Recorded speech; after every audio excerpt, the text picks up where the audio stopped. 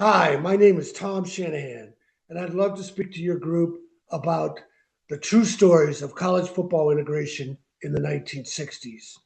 President Harry Truman once said that the only thing new in the world is the history you don't know.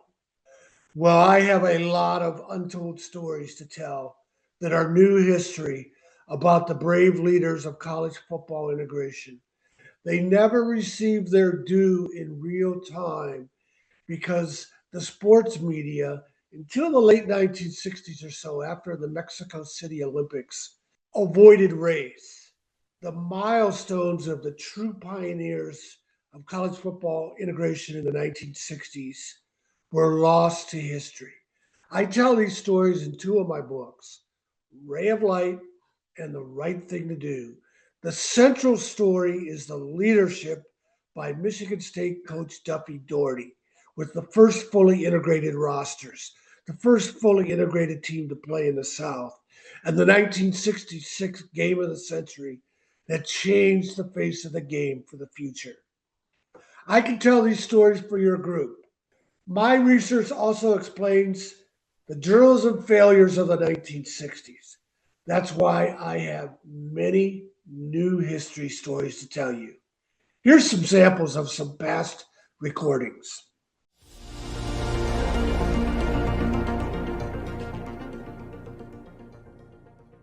Oh, welcome back to Spiro Avenue. I am happy to have you. This is a show, honestly, guys, I've been wanting to do for a very long time. A topic I've wanted to tackle for a very long time. And I've gone back and forth. Do I just handle it myself? I know the research pretty well, and I've done the homework. I didn't think I would do it justice. It's such a big, important topic. The number one person in this field by 100 miles is Tom Shanahan, historian and author, Michigan State alum. We welcome him in, the foremost expert in this area, Michigan State's role in the integration of college football. Tom, it's an honor. Thank you so much for being here. I appreciate you having me and helping me spread the story because I need the help. There's so many people that do not understand. Michigan State and Duffy Daugherty led the way. And that includes our own campus, our own university, our own administration. They haven't fully grasped the story that everyone followed Michigan State. We're not another Minnesota. We're not another Illinois. And we're darn sure not another USC. USC was behind the times. And in fact, UCLA was ahead of USC. So if any LA school gets credit for integration, it's UCLA, not USC. But everyone followed Duffy Daugherty's teams with the first fully integrated rosters in the 1960s, and then the game of the century in 1966, where it was a glaring contrast between, for a record TV audience, 33 million, Michigan State, 20 black players, 11 black starters, 2 black team captains elected by a predominantly white team, George Webster and Clinton Jones, both in the College Football Hall of Fame, and then Jimmy Ray, the South's first black quarterback to win a national title from Fayetteville, North Carolina. On the other side, Notre Dame, 1 black player, Alan Page. You said it, and I'm going to hit it really quick because I think it's the most important thing to me. We're both Michigan State alums. I understand being ignored, minimized, whatever, by people outside of the Michigan State bubble. My frustration is first and foremost with, I think, the university's lack of understanding of it. Look, they don't ignore it completely. Michigan State tends to, on their football account, point out this history, typically during Black History Month in February. I would argue this should be one of the things taught at orientation at Michigan State. This is something that nobody should not know. And I have a number of Michigan State guests come through here, Tom. And I always ask, it's like my trivia question when I come through. Hey, do you know who that painting is on the wall pointing to Willie Thrower out in the hallway, which you just saw? Nobody knows who Willie Thrower is, even after his name is given. No one's ever even heard of him. These are Spartan alums, former players. Don't we need to embrace that more as a school? Yeah, here's the problem.